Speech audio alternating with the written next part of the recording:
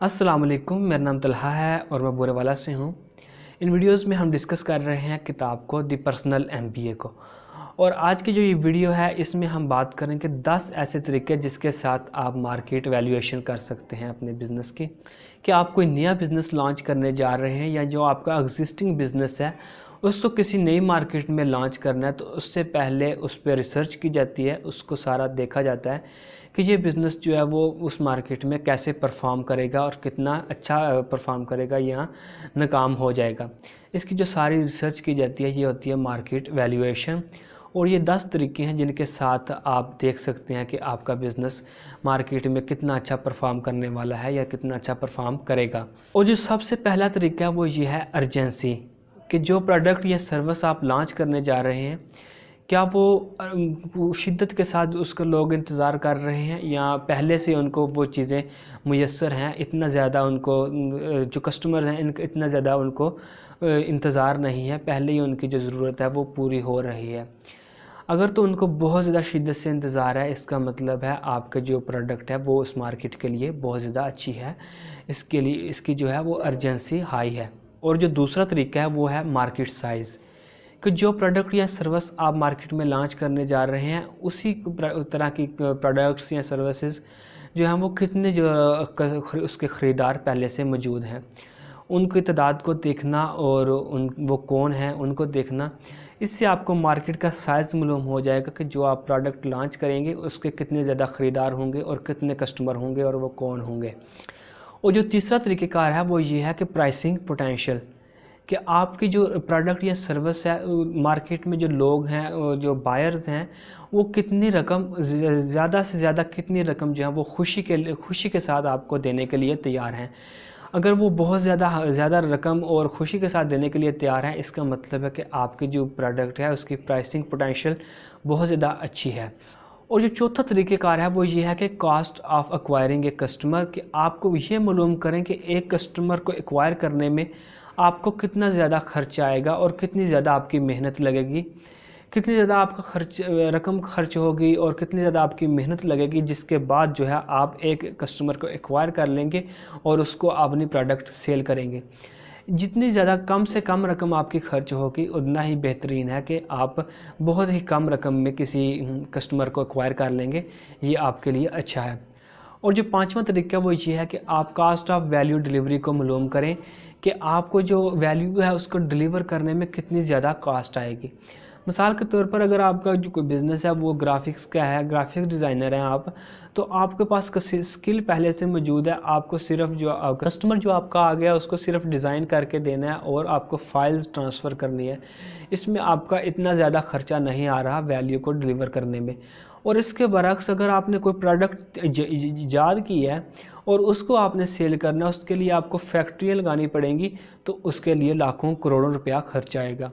और जो छठा तरीका है वो है यूनिकनेस ऑफ ऑफ़र, कि जो आपने प्रोडक्ट लॉन्च किया है मार्केट में वो कितनी ज़्यादा यूनिक है और उसको जो है वो कॉपी करना मुश्किल है या आसान है, और वो कितने लोग ऐसा काम कर रहे हैं। मिसाल के तौर पर अगर हम रेस्टोरेंट और जो हमारे हेयर सलून वाले हैं इनका बिज़नेस लें तो ये बहुत ज़्यादा पहले से मार्केट में मौजूद हैं, ये इतना काम ज़्यादा यूनिक नहीं है और इसको कॉपी भी किया जा सकता है, इसको जो है वो कॉपी की आसानी के साथ किया जा सकता है। इसके बरक्स अगर कोई ऐसी कंपनी है जो लोगों को खला में बेचती है तो वो सिर्फ चंद एक कंपनी है और इस काम को जो कॉपी करना है वो बहुत ज़्यादा मुश्किल है। और बिज़नेस को लॉन्च करते हुए ये चीज़ देखी जाए कि आपका बिज़नेस जो प्रोडक्ट है बिज़नेस है वो कितना यूनिक है और उसको कॉपी करना कितना मुश्किल है या कितना आसान है। अगर आपका बिज़नेस बहुत यूनिक है तो और उसको कॉपी करना भी बहुत ज़्यादा मुश्किल है, तो इसका मतलब है कि आपकी जो मार्केट वैल्यूएशन है बहुत ज़्यादा अच्छी है। और जो सातवां तरीका है वो ये है कि स्पीड टू मार्केट, आप अपने प्रोडक्ट या सर्विस को कितनी जल्दी तैयार कर लेंगे और आप उसको मार्केट में मुहैया कर देंगे, इस बात का ख्याल रखा जाए। तो अगर आप ग्राफिक डिज़ाइनर है, ग्राफिक डिज़ाइनिंग का बिज़नेस शुरू करने जा रहे हैं तो आप इसको आपके पास स्किल मौजूद है, आप बहुत जल्दी जब आपके पास आर्डर आया है आप डिज़ाइन तैयार कर सकते हैं और जल्दी से जल्द डिलीवर कर सकते हैं। इसके बरक्स अगर आपको कोई बैंक खोलना है तो उस बैंक को खोलने में आपको बहुत ज़्यादा कई साल लग सकते हैं। तो इस तरह ये जो है वो उसकी जो स्पीड है वो बहुत ज़्यादा लो है, बहुत ज़्यादा टाइम लगेगा फिर जाके आपकी वो चीज़ तैयार होगी और मार्केट में लॉन्च होगी। और इस तरह के कार्य में जितनी जल्दी आपकी प्रोडक्ट तैयार हो जाए और मार्केट में मुहैया हो जाए उतनी ही अच्छी बात है। और जो 8वां तरीका है वो है अप फ्रंट इन्वेस्टमेंट, कि आप अप फ्रंट इन्वेस्टमेंट को देखें कि आपको चीज़ को तैयार करने से लेकर उसको डिलीवर करने तक और सेल जब हो जाए उसको बेचने तक आपका कितना ज़्यादा खर्चा उस पर आएगा, इसको देखा जाए। जो जितना ज़्यादा आपका जो खर्चा आएगा ये आपकी अप फ्रंट इन्वेस्टमेंट है। इसको मालूम कर लिया जाए कि आप जो चीज़ को तैयार करेंगे, तैयार करने के बाद उसको डिलीवर करने तक जो आपका जितना भी खर्चा आएगा वो आपकी अप फ्रंट इन्वेस्टमेंट है। इसके बारे में मालूम करें कि वो कितनी ज़्यादा आएगी और वो कितनी आएगी।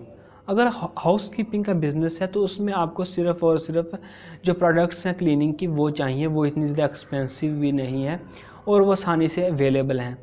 और इसके बरक्स अगर किसी ने कोई बिज़नेस कर रहा है गोल्ड माइनिंग का, तो जब वो गोल्ड माइन करने के लिए उसको जब ज़मीन को ख़रीदना, करोड़ों रुपए चाहिए ज़मीन को ख़रीदने के लिए, उसके बाद उसकी खुदाई करने के लिए जो मशीनरी चाहिए उसके लिए भी बहुत ज़्यादा रकम दरकार है।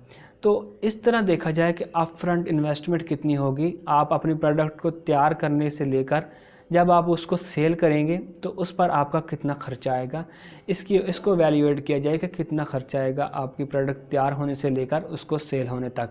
और जो 9वां तरीका वो ये है अप सेल पोटेंशियल, कि आपके जो प्रोडक्ट आपने सेल किया है और उस प्रोडक्ट के साथ इजाफी प्रोडक्ट्स जो हैं वो चीज़ें जो उसी प्रोडक्ट्स के साथ मुंसलिक हैं, क्या वो ऐसी चीज़ें हैं जो आप सेल कर सकते हैं।